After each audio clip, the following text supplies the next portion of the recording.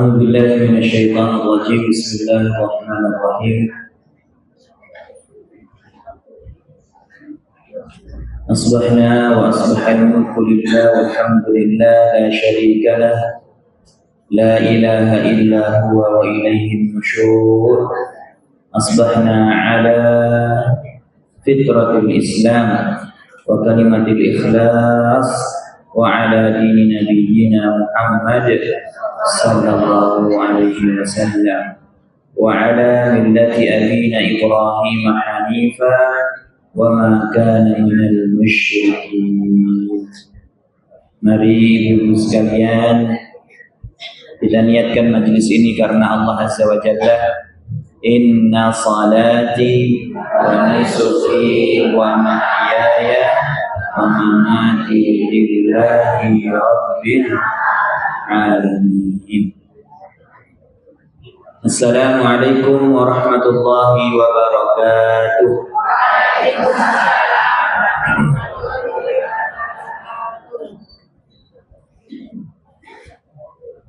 Kok kurang semangat tuh?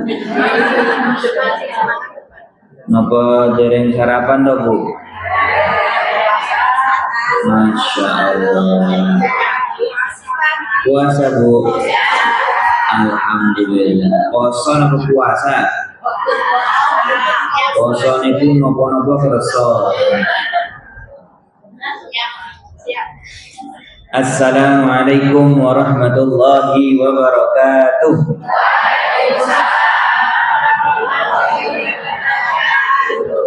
Masya Allah. Wah, pripun kabaripun Bu? Sehat nggih? Alhamdulillah. Ibu-ibu sekalian rahimani wa rahimakumullah. Panjenengan sekalian kalau badhe duduk silonjor mboten napa-napa. Nggih. Sila segede silonjore Kak. Nggih, mboten napa-napa. Kula niku ngertos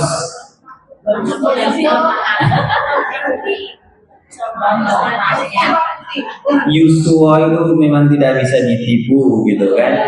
Jadi kalau saya di sini panggil adik-adik ya enggak patut, kakak-kakak ya enggak patut. Ya toh. Dipanggil yang ya. Yang. Baik, alhamdulillah ibu-ibu sekalian, bersyukur kita kepada Allah Azza wa Jalla diberikan kesempatan untuk majlis ilmu, untuk thalabul ilm, karena tanda seseorang itu baik-baik saja Bu, tanda seseorang itu baik-baik saja itu bisa dilihat daripada ilmu yang Allah tambahkan kepadanya. Kalau harta ditambah belum tentu baik. Banyak jeleknya, terbukti orang banyak hartanya malah lalainya banyak. Dikasih Allah keturunan banyak juga belum tentu baik. Dikasih Allah jabatan tinggi juga banyak yang terfitnah dengan jabatan. Maka kalau Allah bilang mayyuridillahu khaira yufaqihu fiddin, kalau Allah menginginkan seseorang itu baik Bu, maka ditambah ilmunya. Bagaimana cara komunikasi yang baik terhadap pasangannya, padahal usia rumah tangganya sudah 40 tahun tapi masih so sweet. Kalau panggil suaminya sayang gitu kan.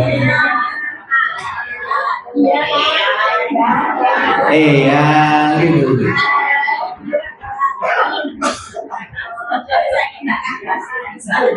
Kalau ngarahkan anak-anaknya misalnya atau cucu-cucunya juga sabar, nggak ngamuk, yang bendinten. Sinten niku Bu, tiange dugi napa mboten? Alhamdulillah. Bu, arisan dewe-dewe. Oh nyata. Jikalau menjalankan rumah tangga, dia dikasih Allah ilmunya. Jikalau membina atau mendidik anaknya, dikasih Allah ilmunya. Jikalau usianya sudah meranjak 40 tahun ke atas, Allah kasih ilmunya. Kamu harus ngapain? Dia ngurusin bisnis atau usahanya, Allah kasih ilmunya. Maka orang yang seperti itu, Allah bilang, mayyuridillahu khaira yufaqihu fiddin. Aku tambahkan ilmunya. Ilmu apa? Ilmu yang berlandaskan Al-Quran. Karena Al-Quran itu bukan hanya urusan halal dan haram. Jangan menyempitkan ilmu Quran hanya urusan perintah saja. Tapi Quran itu semua ilmu ada di dalamnya. Mau itu urusan rekrut karyawan, ya ada ceritanya Nabi Musa dan Nabi Syuaib.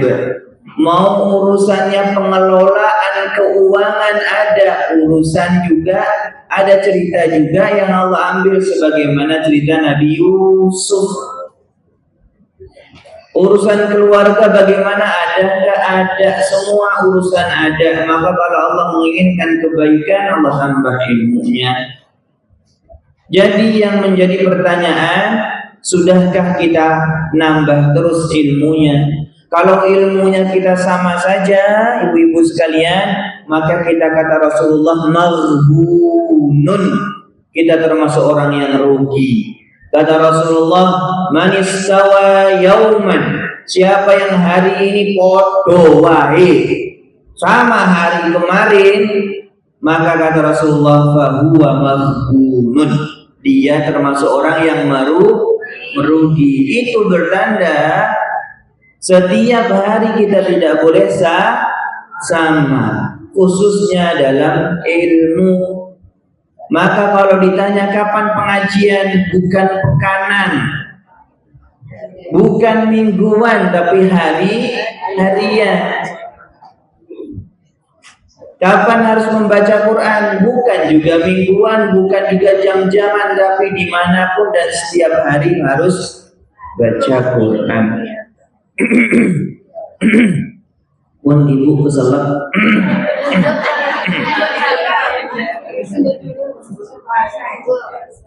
Nah, katanya puasa. Maka ibu-ibu sekalian rahimani wa rahimakumullah, kalaulah Nabi Daud alaihi salam dan anaknya Nabi ditanya malah arisan dewe. Nabi Daud anaknya sinten Bu? Nah, kalaulah Nabi Daud dan Nabi Sulaiman itu bersyukur dengan tahmid karena Allah memberikan ilmu kepadanya, maka Allah abadikan dalam Al-Quran tahmidnya Nabi Daud dan Nabi Sulaiman. Alhamdulillahilladzi faddalana ala kathirin min ibadihil mu'minin. Itu tahmidnya Nabi Daud dan Nabi Sulaiman. Yang tahmid itulah menjadi asbab Allah tambah ilmu, tambah lagi. Maka kita tahu Nabi Sulaiman itu bisa mengelola negara yang besar, kerajaan yang besar, pasukan yang besar dengan kemampuan di atas rata-rata. Karena apa? Karena syukurnya, karena pintarnya bertahmid. Pernah kita bahas di sini. Ada surat Saba ayat 13, Allah bilang i'malu ala Dawud syukra. Lakukanlah sebagaimana keluarga Nabi Daud bersyukur. Dan ketika sahabat bertanya kepada Nabi kita, bagaimana syukurnya Nabi Daud, maka Nabi Muhammad menjelaskan, Nabi kita menjelaskan, syukur itu ya salat, syukur itu ya puasa. Wa kullu khairin ta'malahu lillah syukran. Setiap perbuatan yang kita niatkan karena Allah, kayak tadi kita niatkan inna sholati wa nusuki, itu bentuk kita sedang bersyukur. Kemudian afdalu syukran anil hamdulillah, syukur yang paling utama gampangnya lisan ini mengucapkan. Jadi panjenengan kalau kesandung ucapaken napa Bu? Yo ngeyel. Andani kok ngeyel. Alhamdulillah. Baru nah ngonten. Baru mulai udah ngeyel pun nggih cekap semanten. Alhamdulillah. Maka kalau panjenengan sekalian mendapat musibah itu pun tahmid alhamdulillah. Kenapa kok begitu? Itulah Rasulullah mengajarkan kalau kita dapat musibah atau sesuatu yang kita pandang kurang senang, maka ucaplah alhamdulillah ala kulli alim. Kalau mendapatkan nikmat yang kita senang dengannya, alhamdulillah ala nikmatihi tatimus salihat. Semua tahmid karena urusan orang mukmin, kata Rasul kita, ajaba li amril mukmin. Sungguh menakjubkan urusan orang mukmin. Kalau kita tadi dikatakan oleh hadis Rasulullah menyebutkan syukurnya Nabi Daud itu termasuk pintarnya bertahmid dengan lisan ini. Begitulah diabadikan dalam Al-Quran tahmidnya Nabi Daud dan Nabi Sulaiman. Alhamdulillahilladzi faddalana ala kathirin min ibadihil mu'min. Ya Allah, terima kasih kau memberikan aku fadilah, keutamaan dengan ilmu ini di atas rata-rata orang mukmin. Karena Nabi Sulaiman ketika itu diberi ilmu yang luar biasa. Begitu juga Nabi Nuh alaihi salam, jenengan berada di majelis ilmu berarti jenengan terselamatkan daripada kezaliman. Karena apa? Orang yang biasanya hatinya kotor, gampang hasad, iri, dengki. Apa Bu? Spray ini pun apa? Pulang ngerti spray ini Bu.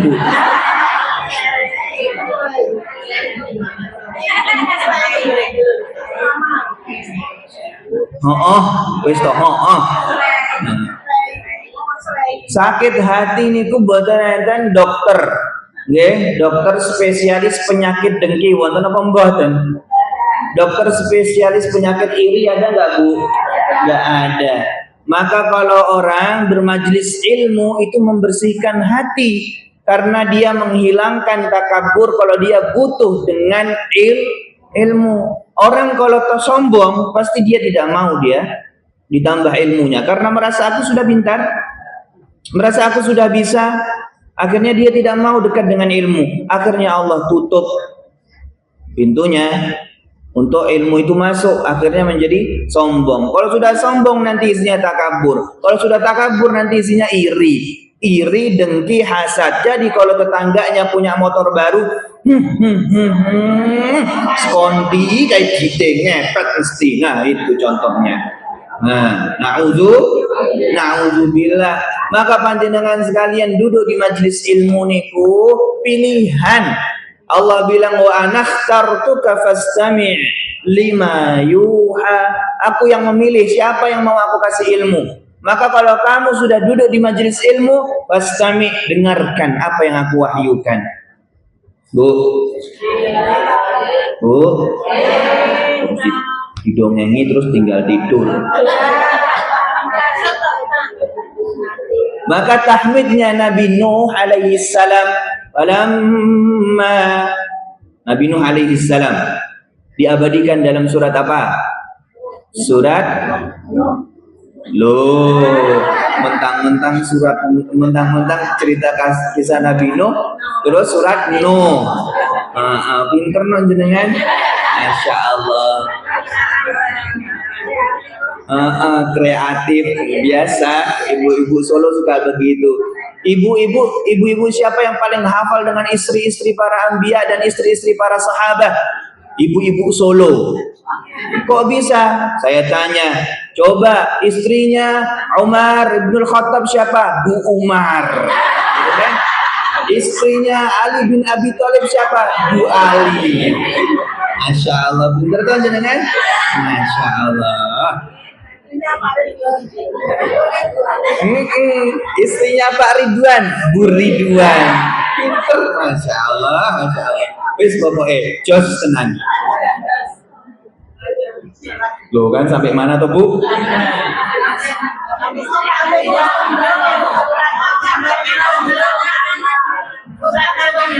Oh, surat Nabi Nuh katanya.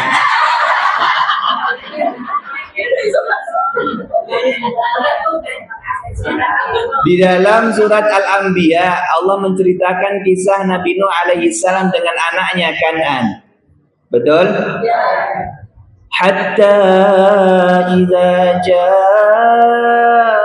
amruna wa farattan nur qul nahmil fiha min kulli zawjayn itsnain. Lanjutkan Bu. Shadaqallahul azim. Pintar tak? Lagi-lagi dengan Masya Allah luar biasa. Gimana?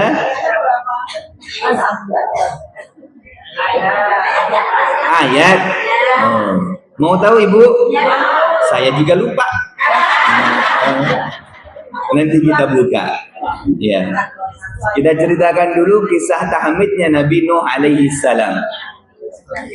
Kemudian diabadikan juga ceritanya ketika anaknya Kan'an disuruh diajak ke atas perahu tapi dia tidak mau, betul?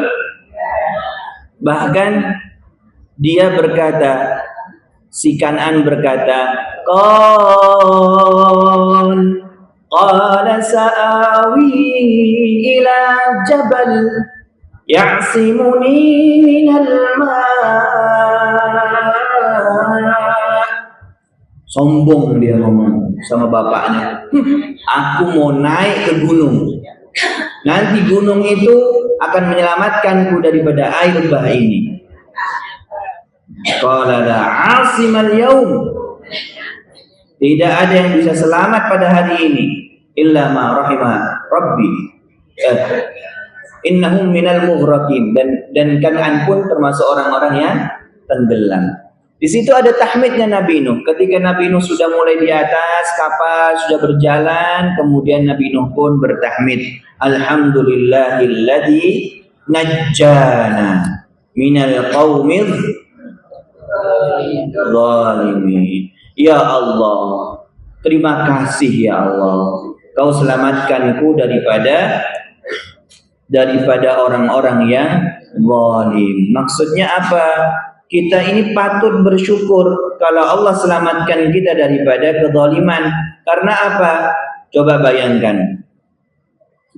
Kemarin saya itu ketemu sama seseorang, ya. Kemudian ini kan urusan masjid ya. Kemudian masjid itu nagih soal pajak tanah. Karena masjid biasanya kalau sudah diwakafkan tidak ada pajaknya. Kemudian dia ngomong begini, alah ngopo ngurusi ranek dite. Rasa diurusi sing kene iki. Itu bertanda apa, Bu? Bertanda orang itu kalau mikirnya duit, matinya pun asyhadu duit. Na'udzubillah. Itu orang-orang yang zalim. Maka beruntunglah kita jamaah sekalian, Allah masih mengizinkan kita untuk duduk di majlis ilmu.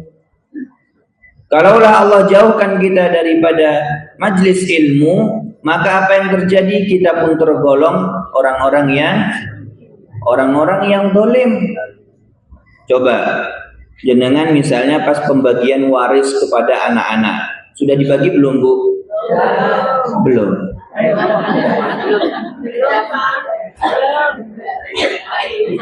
Jangan lupa saya dijatah.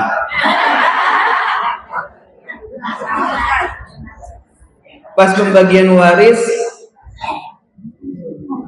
kemudian jenengan sudah tahu ada aturan dalam Islam, dalam surat An-Nisa tentang perbagian waris setengah, seperempat, sepertujuh, sepertiga. Tapi jenengan bilang, nanti kalau ikut urusan Quran ini, pembagian Quran nanti nggak adil. Akhirnya jenengan pakai perasaan. Jenengan bagilah dengan sesuai perasaan jenengan. Pokoknya kuis yang paling oke, amargi DE paling sayang karo aku. Dikasih yang banyak.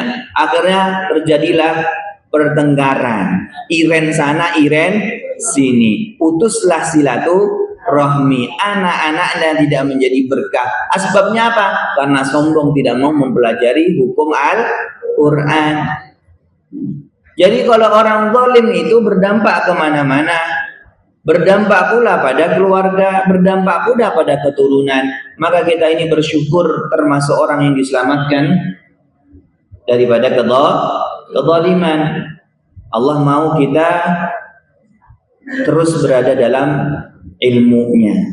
Maka tadi syukurnya Nabi Daud, Nabi Sulaiman dan Nabi Daud ada dengan tahmidnya. Kemudian tahmidnya Nabi Nuh alaihi salam juga ada dalam surat Al-Mu'minun.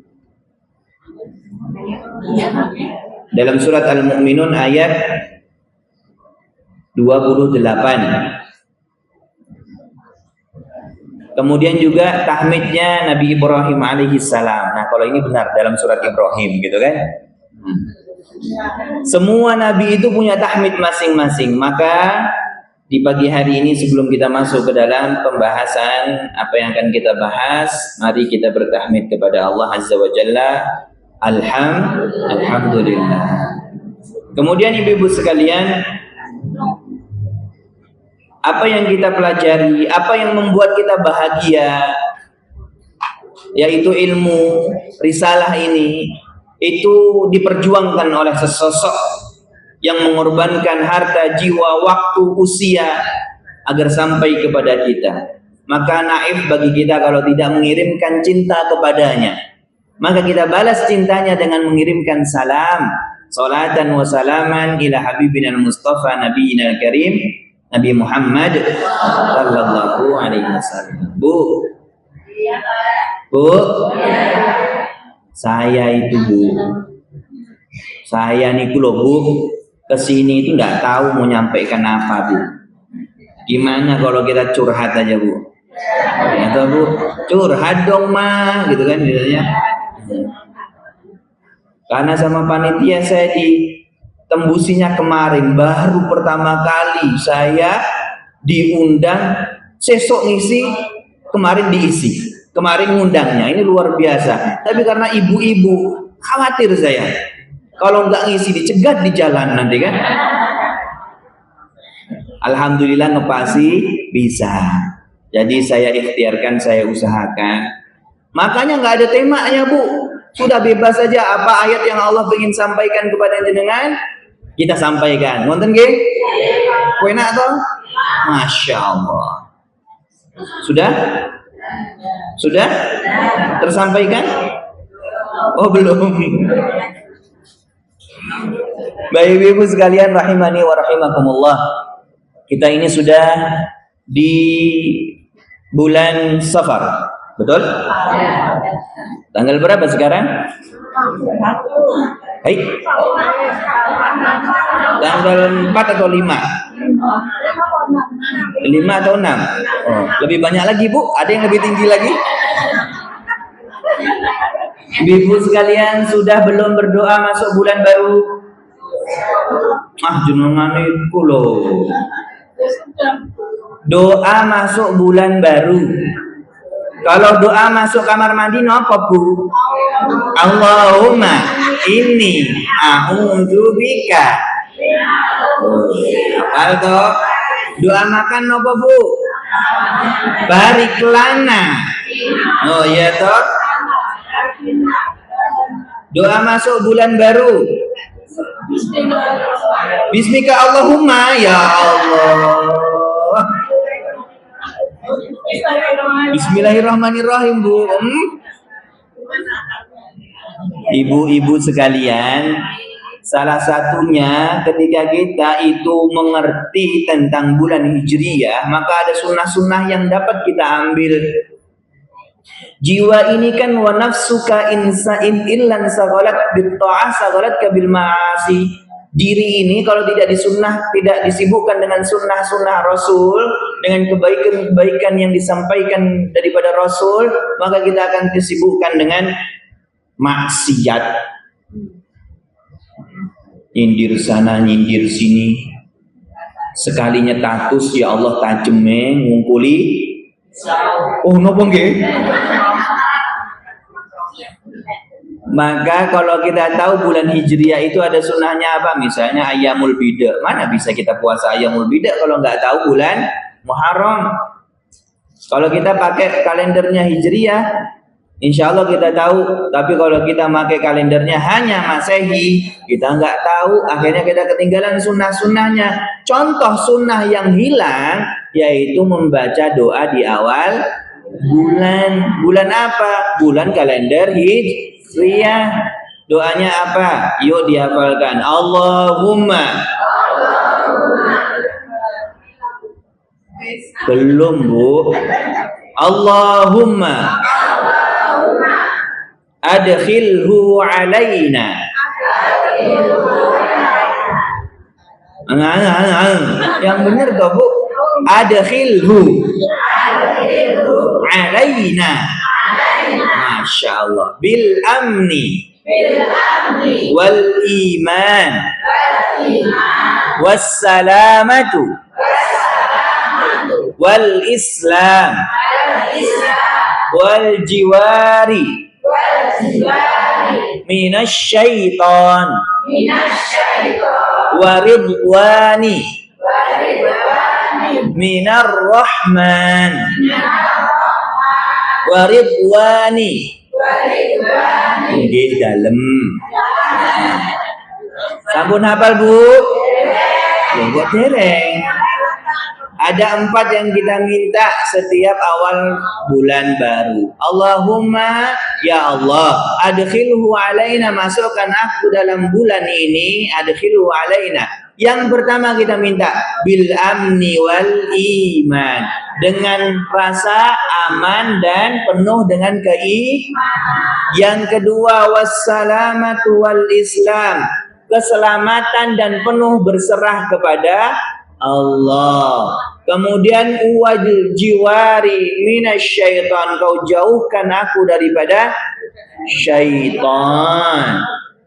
Waridwanim minar rahman, yang keempat, dan ridhamu dari Maha yang pengasih. Kita minta 4 hal ini kenapa? Karena kita tidak tahu bulan ini kita akan baik-baik saja atau tidak. Sudah hafal, Bu?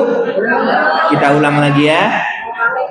Allahumma adkhilhu alaina bil amni wal iman wassalamatu wal islam wal jiwari minasyaitan waridwani minar rahman. Amin. Pun hafal? Dereng, ya Allah, ya Allah. Waridwani minar rahman. Minar rahman, rahman sifatnya Allah yang maha pengasih.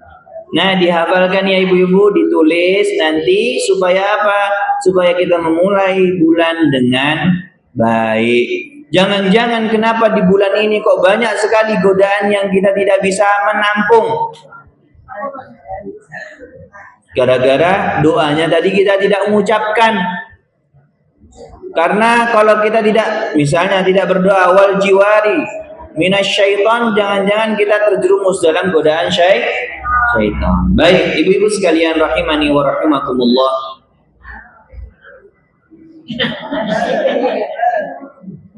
Ibu lagi semangat menghafal gitu kan, Masya Allah.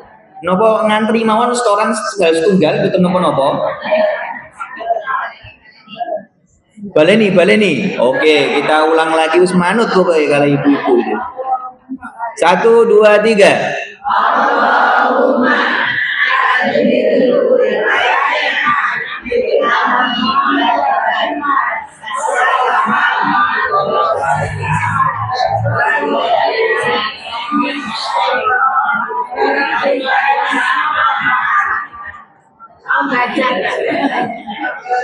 Yang belakang ngopo gitu.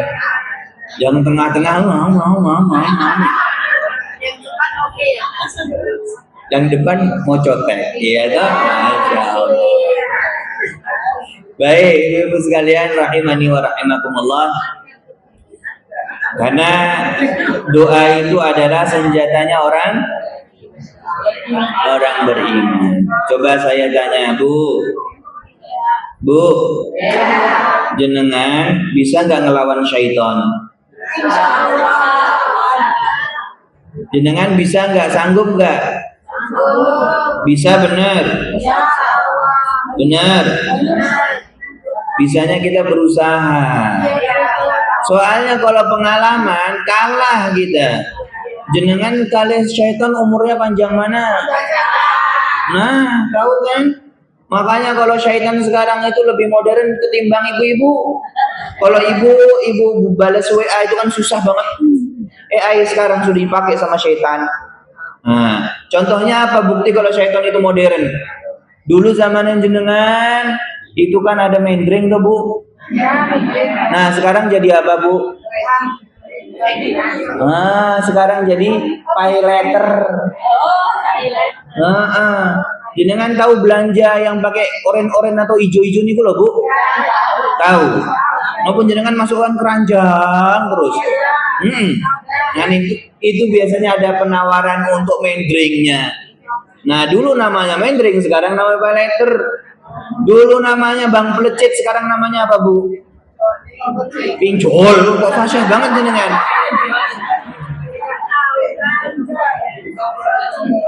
Makanya jangan dikira syaitan itu tidak pinter-pinter. Nah, bagaimana kita berlindung? Hanya kita bisa mengandalkan doa dan ketaatan kita kepada Allah Azza wa Jalla. Karena kalau soal pengalaman, menang atau kalah? Kalah. Kalau soal strategi, menang atau kalah? Kalah. Buktinya apa? Ya terbukti kalau jenengan sholat malah mikirin utang. Nah, iya ya, pinter ya ternyata setan ya. Baik, ibu-ibu sekalian, tadi kita berbicara dengan bagaimana cerita atau kisah-kisah di dalam Al-Quran. Kisah di dalam Al-Quran. Kalaulah Al-Quran itu diturunkan hanya mendongengi seseorang, apa bedanya dengan novel dan komik? Maka Quran itu memiliki cerita-cerita yang luar biasa yang bisa kita praktekkan dan bisa kita amalkan. Akan tetapi ibu-ibu sekalian, Bu, tolong diperhatikan ya, Bu. Masya Allah. Nanti arisannya nanti saja, Bu. Saya ikut, maksudnya gitu. Arisan umrah bersama, semoga nanti kita bisa umrah satu pesawat bareng gitu kan. Amin. Kisah-kisah dalam Al-Quran tadi yang Allah ceritakan sedetail itu, bahkan kalau kita perhatikan, Bu, siapa di antara panjenengan sekalian yang suka kalau ada semut disemprot kabeh? Siapa, Bu? Oh enggak. Kalau misalnya ada semut masuk ke makanan jenengan, apa yang jenengan lakukan? Apa, Bu? Ya Allah, diikas, yalah. Oh, diplek-plek gitu biar pergi gitu ya. Bu, contoh ya, saya ambil satu surat aja, namanya surat An-Naml. Apa artinya? Semut. Ternyata hewan yang dilarang dibunuh itu ada 4. Kata Rasul kita, Nahl itu semut, Nahl itu lebah. Kemudian burung hudhud dan burung emperit. Burung emperit itu loh, burung gereja. Kenapa kok hadisnya seperti itu? Kalau kita perhatikan ibu-ibu sekalian, asbabun nuzul daripada surat An-Naml itu gara-gara ada seorang sahabat yang membakar rombongan semut gara-gara dia digigit satu semut. Oh, jadi kalau kita perhatikan Allah menceritakan satu kisah dalam Al-Quran, apalagi sampai Allah jadiin nama surat, pasti ada yang spesial. Begitu juga dengan An-Nahl. Nahl itu kan lebah, nengentup loro, akur, ya. Tapi nggak boleh dibunuh. Karena apa? Lebah itu kalau sudah nyengat pasti dia akan mati sendiri. Iya kan, Bu? Kita tidak boleh membunuhnya. Satu dientup satu, terus kita ada sarangnya kita hancurin semua, nggak boleh.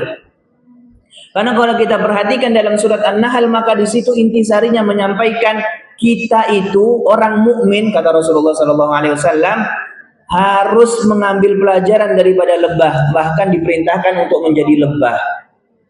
Karena setiap dia menghinggap sesuatu, dia mengambil yang baik, betul? Tidak pernah dia makan ayam widuran. Oh, udah tutup.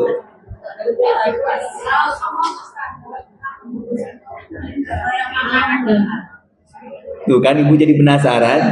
Nah, kita kan udah sampai lebah dulu, nanti semutnya nanti dulu ya. Nah, lebah itu kalau menghinggap di sebuah tempat pasti tempatnya baik, dan dia kalau memakan sesuatu pasti makannya baik, dan dia tidak pernah memikirkan makanan itu untuk dirinya sendiri. Dia memikirkan untuk orang lain, kebermanfaatan. Makanya Rasulullah bilang al-mu'min, karena orang-orang mukmin itu seperti lebah yang tidak memikirkan kepentingan pribadi, selalu memikirkan kebermanfaatan untuk bersama. Bahkan lebah itu ketika dia memiliki madu diambil oleh manusia, lebah tidak marah. Oh, ada yang memanfaatkan maduku, tapi kalau jenengan di madu marah enggak? Loh, tekan dulu. Kalau lebah, kalau semut tadi boleh nggak dibunuh? Tidak boleh dibunuh, kecuali itu mengganggu sangat. Sekarang kalau kita perhatikan, semut itu kalau gigit sakitnya sebentar atau lama? Tergantung semutnya, Ibu. Jadi kalau jenengan sekarang beli apa itu namanya penyemprot serangga itu dikhususkan untuk siapa? Nyamuk. Jangan yang semut. Itulah Al-Quran membahas sedalam itu. Bahkan ibu-ibu sekalian perhatikan ketika ketika Allah mengambil tema judul misalnya Luqman. Luqman niku kalau diceritakan seorang hamba sahya, abdan najasiyan najjar.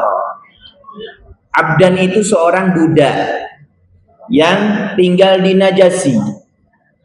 Kemudian lahir daripada Najjaro, Nigeria, Afrika. Maka kalau diperhatikan ciri-cirinya Luqman itu berbibir tebal, kulitnya hitam, rambutnya. Tapi lebih mulia dia atau kita? Iya, karena dijadikan nama surat. Surat Al-Luqman. Napa wonten jenengan surat Siti? Itu enggak ada, Bu. Surat Ridwan gitu aja enggak ada, Bu. Kenapa kok Allah menceritakan itu? Karena Allah menginginkan kita mengambil ini loh. Jangan kalian lihat fisik. Kalau dia mulia, dia akan diangkat sama Allah. Jangan melihat brand daripada jilbabnya. Jangan lihat brand daripada saya nggak mau ngomong lah, soalnya nanti ada yang tersinjing. Maka kalau Allah bilang walibasut taqwa dzalika khair, baju itu paling baik adalah baju ketakwaan. Hati dengan hati. Maka kalau diceritakan di situ tentang surat Luqman, ternyata Allah bilang walaqad ataina Luqman al-hikmah. Dia dikasih oleh Allah ilmu hikmah. Ternyata ilmu hikmahnya dipakai di mana? Untuk mendidik anaknya. Maka dikatakan di situ ya bunayya. Wa idz qala Luqman li ibnihi wa huwa ya'iduhu ya bunayya. Dari satu ayat itu aja kita bisa mengambil. Luqman berbicara dalam keadaan baik, tidak emosi, tidak kayak jenengan kalau mengarahkan anaknya, gitu kan? Terus ya'iduh itu sejajar. Nasihat yang hati ke hati, mata dengan mata, berarti sejajar. Bukan kayak jenengan kalau ngomong ke anak, tulung gua ke sampah nggak kayak gitu. Sejajar mata dengan mata. Terus dipanggil ya bunaya. Ya bunaya itu bahasa yang paling halus. Sayangku, anak soleh calon profesor, mamah minta tolong ya tuangkan air. Nah, masya Allah, itulah bahasa kita. Itu Luqman. Maka Luqman dijadiin nama Nah, tapi ibu-ibu sekalian, ada kunci daripada semua ini yang Allah sebutkan dalam surat Qaf. Silahkan nanti dilihat ayat 37. Siapa yang bisa mengambil Al-Quran, siapa yang bisa menjadikan Quran itu sebagai ilmu untuk dipraktekkan ke dalam kehidupan. Bu, coba jenengan angkat tangan kanannya. Sekarang saya tunjuk. Betul. Tangan kanannya. Sekarang pegang hatinya jenengan.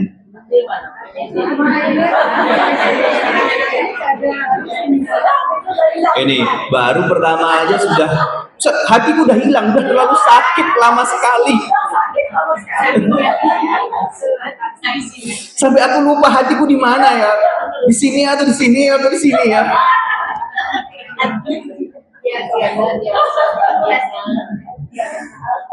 Bu, maka di situ Allah bilang di dalam surat apa tadi? Ayat berapa? Iya, Allah bilang inna fi dzalika ladzikra liman kana lahu qalbun. Pertama kita ambil. Sesungguhnya Allah bilang inna fi dzalik ladzikra. Dzalik itu balik kepada Quran. Dzikra itu untuk peringatan, untuk alat mengingat. Liman kana lahu qalbun. Siapa yang memiliki hati. Quran bukan untuk orang yang pintar. Quran bukan untuk orang yang sogeh. Quran bukan untuk orang yang punya jabatan. Tapi Quran untuk orang yang punya hati. Maka wajar kalau jenengan lihat ada orang yang sakit tapi bisa hafal Quran. Secara fisik dia cacat, ngomong aja nggak bisa, tapi bisa ngafal Quran. Nah sekarang pertanyaannya, jenengan bisa ngomong nggak? Sudah hafal Quran belum? Oh yo. Maka ibu-ibu sekalian, ketika kita mengaktifasi hati kita dalam mempelajari Quran, karena sumber semua ilmu itu kan Quran. Ilmu fisika, ilmu kedokteran itu semua sumbernya Quran. Ya. Karena apa yang Allah bilang, wa 'allama Adamal asma'akul, aku yang mengajarkan Adam alaihissalam semua ilmu. Nah, ketika hati kita itu kotor, maka susah ilmu itu masuk ke dalam diri ini. Maka bersihkan hati. Jangan gampang emosi.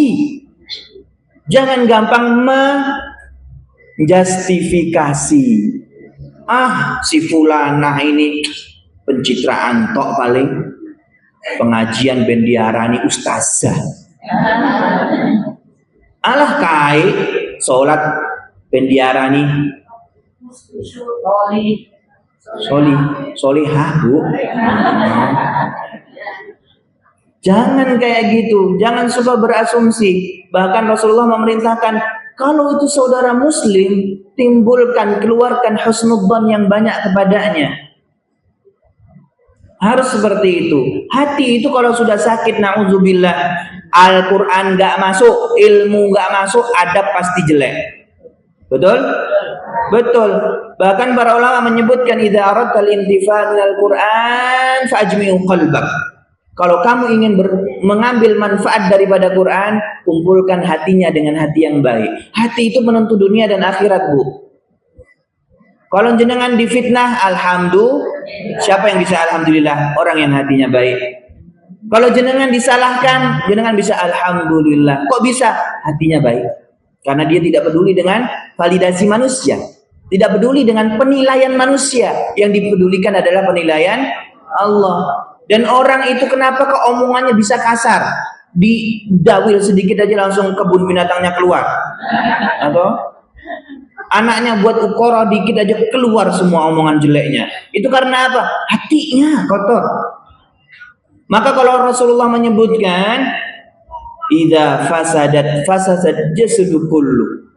Kalau rusak benda itu, mudghahnya rusak, gumpalan hatinya rusak, maka rusak semua tubuhnya. Matanya rusak, telinganya rusak, mulutnya rusak. Contoh sonho rokok. Bahkan sudah ada fatwa dari para ulama itu haram, masih aja ngomong itu kan tidak mengapa, itu kan hiburan rakyat katanya begitu. Bahkan di sonoreknya tulisan halal gitu coba. Itu karena apa? Karena hati yang sudah ditutup, maka semuanya jadi jelek. Na'udzubillah, tangannya jadi jelek, matanya jadi jelek, mulutnya jadi jelek. Bahkan ibu-ibu sekalian, nanti kita akan menghadap kepada Allah Azza wa Jalla, yang ditakar itu adalah hati. Kan Allah bilang, yauma la yanfa'u malun wala banun. Pada hari ini tidak ada manfaatnya hartamu dan anak-anakmu. Dan Allah langsung mengambil konklusi kesimpulan, illa man atallah, kecuali orang yang datang kepadaku biqalbin salim. Penentu akhirat kita pun qalbun yang salim. Maka bersihkan hati ini. Hati ini bersihnya dengan apa? Dengan Quran. Hati ini bersihnya dengan apa? Dengan zikir. Ala bidzikrillah tatmainnul qulub. Jadi jangan males untuk wirid kemana-mana bawa tasbih, nggak apa-apa.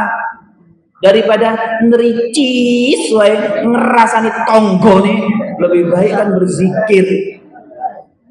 Sinten niku? Wonten tiange? Oh, boten enten. Oh, sering galak irang, pancen galak.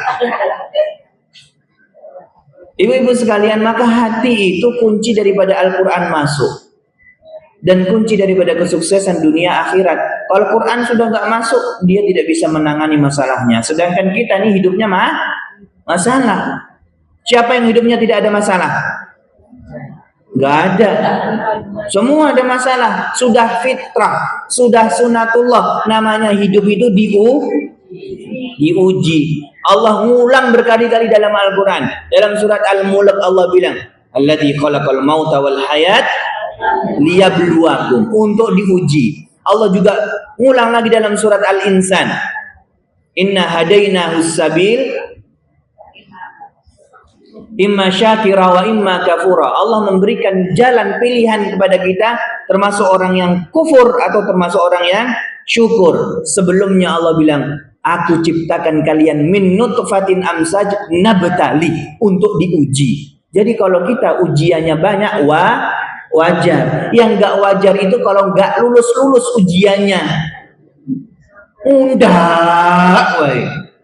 Besok diuji sama anak, nggak bisa lolos, ujiannya anak lagi. Di ujian dari suaminya, nggak lolos, ujiannya suami lagi. Bagaimana caranya bisa naik kelas? Lolos daripada ujian itu. Bagaimana caranya lolos daripada ujian itu? Quran, cari jawabannya di dalam Quran. Gitu sederhana. Allah kasih Quran untuk apa? Untuk dibaca. Terus untuk diapakan? Difahamkan dan diamalkan. Jadi kalau misalnya saya kasih contoh, Bu, kita ini kan semua pasti melewati ujian, betul? Tapi orang yang peka bagaimana menyelesaikan ujian dengan cara Allah itu tidak semuanya. Maka wajar kadang diulang lagi. Akhirnya kok ujian ini terus toh, kok liane ujiannya. Karena nggak lulus. Diuji harta. Bagaimana menjawabnya? Diuji anak. Bagaimana menjawabnya? Dalam surat At-Taghabun. Allah bilang ayat 16 sampai bawah satu lembar itu berkait, ayat 13 sampai bawah satu lembar itu berkaitan dengan ujian. Allah bilang, ya ayyuhalladzina amanu Inna min azwajikum wa auladikum adu. Allah ulang lagi, innama amwalukum wa auladukum fitnah. Terus harus bagaimana? Maka di situ Allah bilang, caranya bagaimana? Fattaqullaha mastata'tum wa ati'u wasma'u wa anfiqu khairan li anfusikum. Itu caranya. Oh, ternyata caranya sederhana. Tingkatkan kedekatan kita kepada Allah. Karena yang memberi anak hidayah itu siapa? Yang memberi suami kita supaya nggak galak itu siapa? Allah. Semua punya Allah. Ketika kita naik ke atas, maka Allah akan turunkan nikmatnya. Sederhana itu. Kenapa harus bersedekah? Sedekah itu menjauhkan daripada bala, menjauhkan daripada takdir yang jelek, menjauhkan daripada kematian yang ada hubungannya semua. Jadi kalau semakin kita membaca Quran, semakin kita tahu Quran itu untuk apa, maka semakin banyak jawaban kita dalam kehidupan. Jenengan kalau pusing yang jenengan cari nopo? Nah niku contohnya. Baru migrain sedikit aja, budrek mana? Oh budrek. Tambah budrek akhirnya. Padahal ketika Allah bilang Faida maridtum fahuwa yashfin. Kalau engkau sakit, aku yang menyembuhkan. Harusnya yang dicari bukan kodrat, yang dicari sejadah. Mana sejadah? Sujud minta ya Allah sembuhkan. Itu yang benar. Bahkan kan ada cara-caranya. Misalnya nama lain daripada surat Al-Fatihah niku napa? Umul Kitab. Terus napa malih? Manut Ustadz idem wae lah. Nama lain daripada surat Al-Fatihah niku Syifa. Nggih. Ada seorang sahabat dalam hadis menyebutkan dia mau dikasih kambing dan jumlahnya tidak sedikit banyak. Kemudian bertanya kepada Rasul, Bu. Tanya napa niku, Bu? Bolehkah aku mengambil kambing-kambing ini? Maka beliau menceritakan, saya melewati suatu kampung, kemudian kepala sukunya sakit. Sudah datang tabib-tabib semuanya sudah datang, tidak sembuh-sembuh. Kemudian rombongan sahabat itu datang mendekati, kemudian membaca suratul Fatihah. Setelah dibacakan sembuh, maka dicurhatkan, diceritakan kepada Rasul. Maka Rasul bilang, itulah sifat daripada Al-Fatihah, karena memiliki nama lain yaitu Syifa. Jadi jenengan kalau pusing yang dicari apa? Al-Fatihah. Banyak sunnah-sunnahnya. Itulah kalau kita memiliki ilmu, maka kita akan mengamalkan sesuai dengan apa yang Allah arahkan. Siapa yang kakinya di sini sudah mulai cenat-cenut?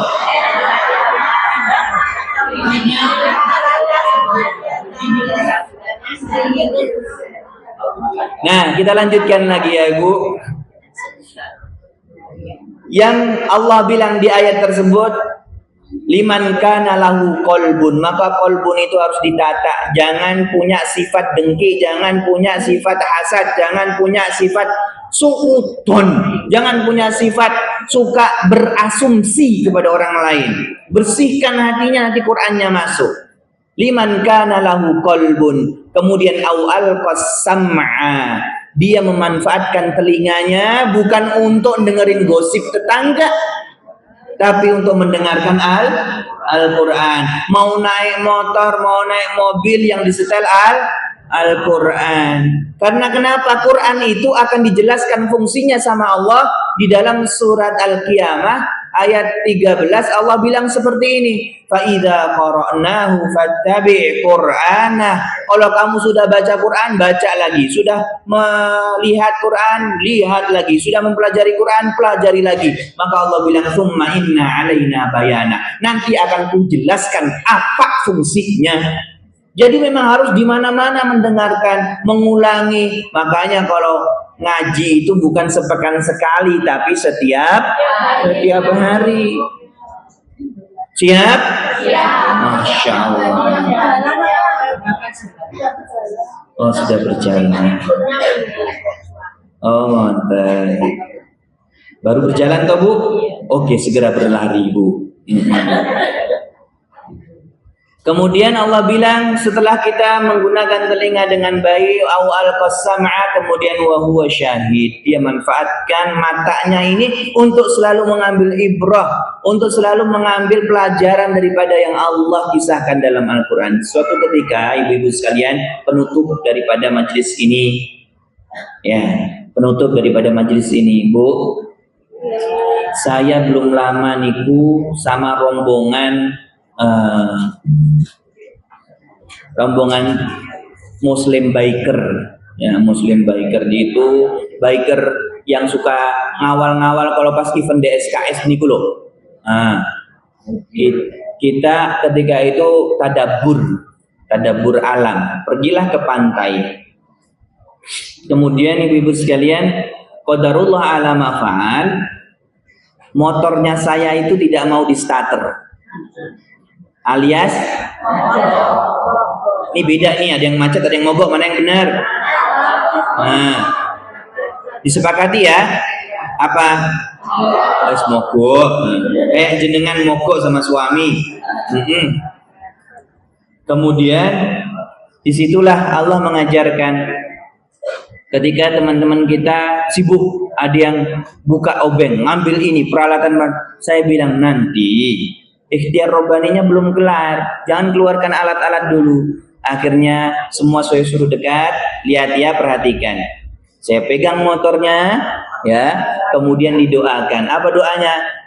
Subhanalladzi sakhkhara lana. Itu artinya, Bu, ya Allah yang maha sempurna dengan segala sifatmu, allazi sakhkhara lana. Engkaulah yang mengizinkan aku berjalan. Wa ma kunna lahu muqrinin, tapi aku tidak menguasai perjalanan itu. Betul? Jenengan keluar rumah, jenengan bisa naik motor, tapi menguasai enggak perjalanan itu? Tidak. Kita enggak tahu apa yang akan terjadi, betul? Nanti ketilang atau tidak kan kita enggak tahu. Dan jenengan enggak bawa STNK, enggak bawa SIM, enggak bawa semuanya, gitu kan enggak tahu. Nah, atau nanti tiba-tiba na'udzubillah ada musibah juga kita enggak tahu kan? Wa ma kunna lahu muqrinin. Aku tidak menguasai. Itu bentuk kita memasrahkan zatiyah kepada Allah yang maha sempurna dengan segala sifat. Kemudian singkat cerita, saya starter itu nyala. Langsung semua bilang, Masya Allah, ngeri sekali ustadznya. Bukan ngeri, memang begitu caranya. Ketika kita ada masalah. Nah, salahnya kita itu kadang terlalu banyak mengambil alat menjadi ilah. Betul? Alat menjadi ilah sehingga kita memposisikan Allah bukan Allahus Somad, bukan iyyaka na'budu wa iyyaka nasta'in, tapi Allah di level terakhirnya. Paham? Nanti kalau mentok baru minta sama Allah. Itu salahnya kita. Syahid tadi, kenapa para anbiya kemudian para sahabat itu bisa memposisikan Allah di posisi yang pertama? Bahkan Umar Ibn Khattab ketika mau makan kurma saja, ingat siapa yang memberikan, ditahan dulu, dilihat tangannya bisa bergerak gara-gara Allah, baru dimakan. Padahal tangan yang gerakkan diri sendiri, tapi ingat ini yang izinkan Allah. Itu bentuk tawakal. Kenapa kok sahabat bisa sekuat itu? Sahabat syahid, menyaksikan mukjizat turun, menyaksikan ini ayat untuk apa. Sedangkan kita sudah menjadi suhuf, sudah menjadi lembaran, bahkan sudah masuk di dalam HP. Maka kadang kita ini ragu dengan Quran itu. Terus napa mboten? Nah, bagaimana caranya agar terlihat? Pakai Quran itu.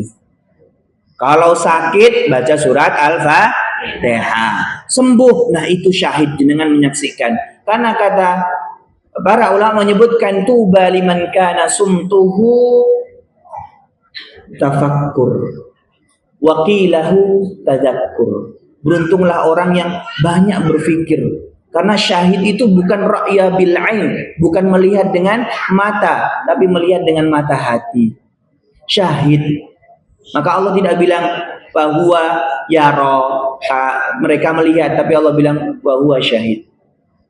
Bagaimana caranya? Lihat, gunakan Quran dalam keseharian, gunakan ilmu agama dalam keseharian. Ketika jenengan menyaksikan ini loh, janjinya Allah benar, maka itulah syahid. Nah, sekarang pertanyaannya Bu, ya, maukah kita menjadikan syahid dengan Al-Quran kita? Mau tidak?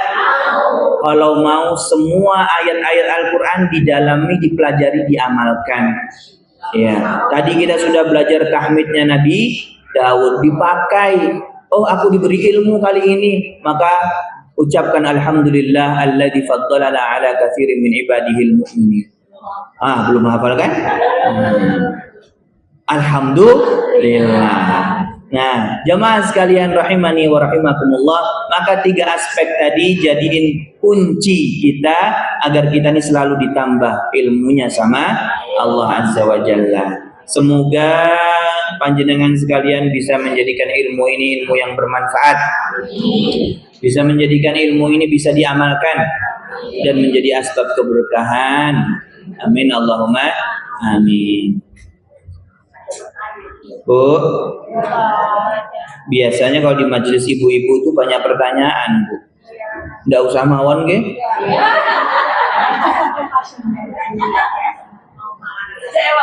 Oh gitu. Ibu ada yang mau bertanya? Satu aja nih, Ustaz. Oke. Satu aja. Oke, monggo. Bismillahirrahmanirrahim. Assalamualaikum warahmatullahi wabarakatuh. Waalaikumsalam. Ustaz mau tanya, saya itu habis jatuh, terus sekarang sepeda motornya itu dulu kan remuk, terus sekarang jadi di masukin dari sama anak saya dari ganti baru di situ. Tapi dalam perasaan saya itu mau naik takut, apakah doa tadi bisa diterapkan? Jadi saya itu kalau lihat motor itu ada perasaan apa ya yang ada. Kalau orang Jawa kan biasanya kalau motor sudah untuk jatuh itu biasanya dijual, itu beli baru. Beli bari mawon, Bu. Nggih. Tapi saya ya uang Oh, betul. baru gitu loh Ustaz. Iya. Sebaiknya kemana tapi rasa takut gitu.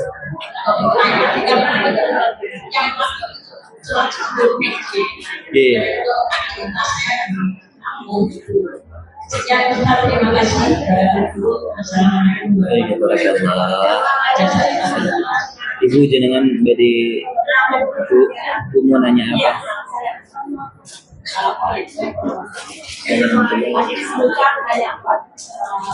Hewan dan dalam Al-Quran agama itu kan Ustaz kayaknya ini benar menolong lagi nanti kita Ya. kenapa tidak segan tidak boleh nakut hewan. Assalamualaikum warahmatullahi wabarakatuh. Bu, jenengan harus cincing-cincing kasong nggih pun nggih. Jawabnya kapan-kapan mawon. Ibu, kita doakan semoga segera pulih sebagaimana sedia kala. Tadi habis jatuh beliau. Pertanyaannya bagaimana mengatasi trauma? Gitu, Bu? Karena pernah jatuh. Ya. Kalau trauma itu urusan siapa? Urusan hati. Urusan hati, okay? Dan hati itu punyanya siapa? Punyanya Allah. Ya. Kalau kita bayangkan saudara-saudara kita yang di Palestina itu trauma nggak kira-kira? Tapi lihat kenyataannya, ada yang trauma nggak? Masya Allah. Karena apa? Sudah tuntas urusan hati dengan apa itu namanya Islam, pasrah sama Allah. Nah, maka doa tadi tanya ibu tanya, jangan tanya bisa nggak dipakai nggih? Kalau kita memaknai dengan makna yang baik maka bisa dipakai. Coba saya artikan biar jenengan kalau tahu doa itu akan ijabah kalau kita tahu apa yang kita minta kan?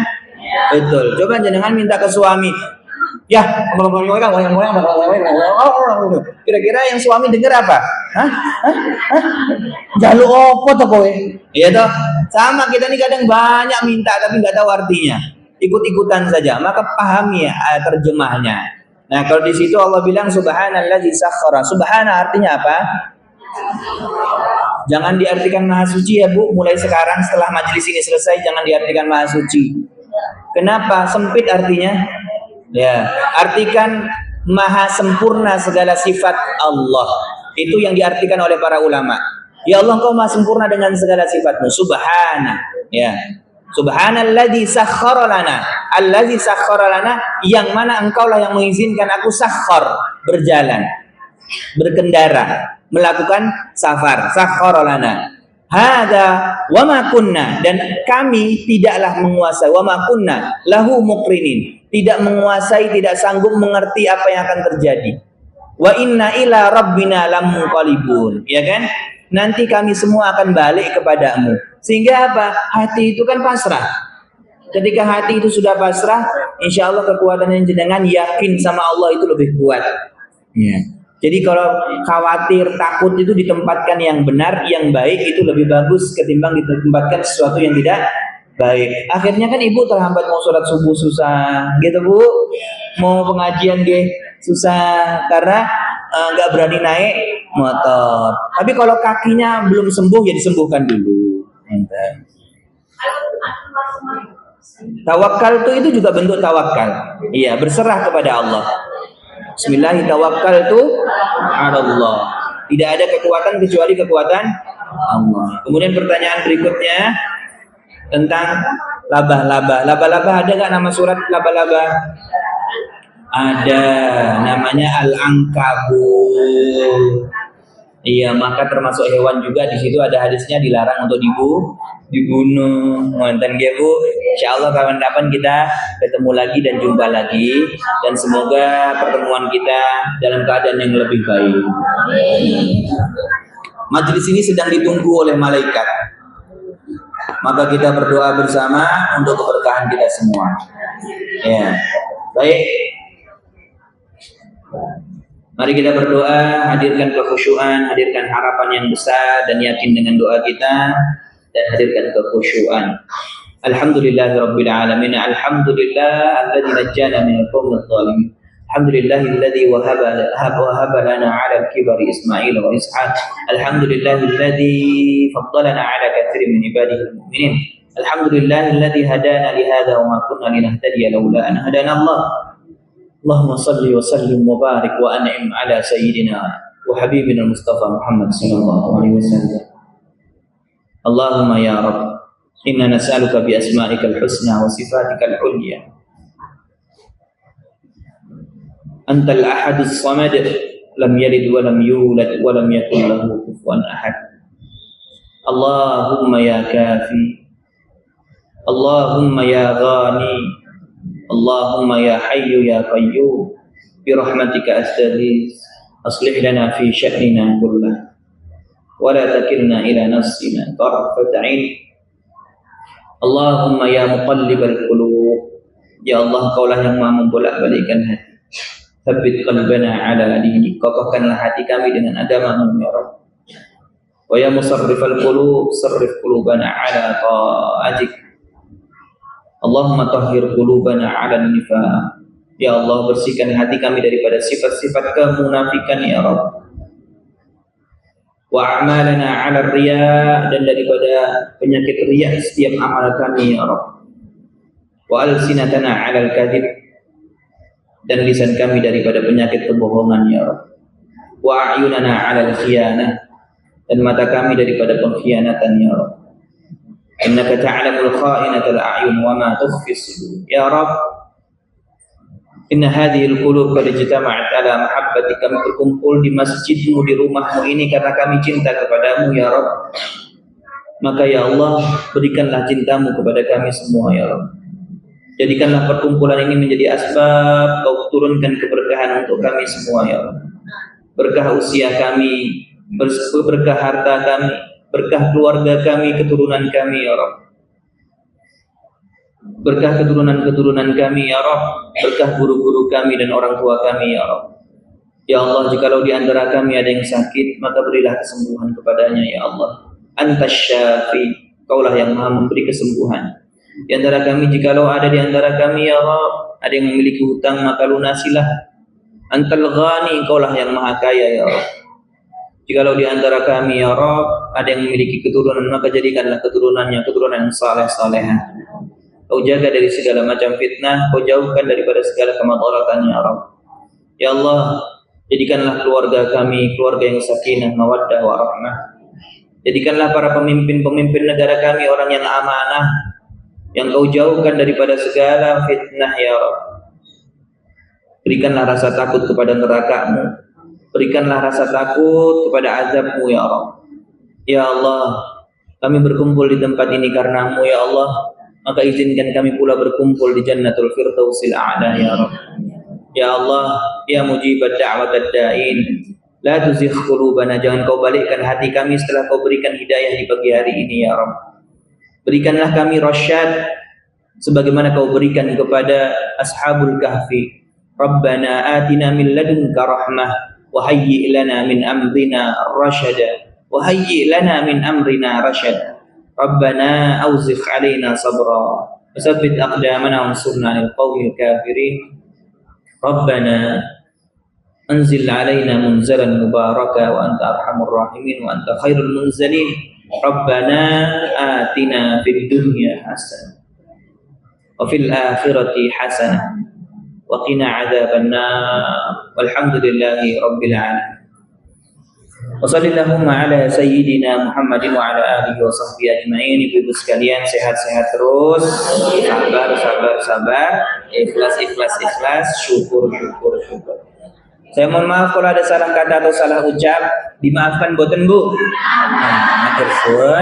Terima kasih semuanya. Assalamualaikum warahmatullahi wabarakatuh.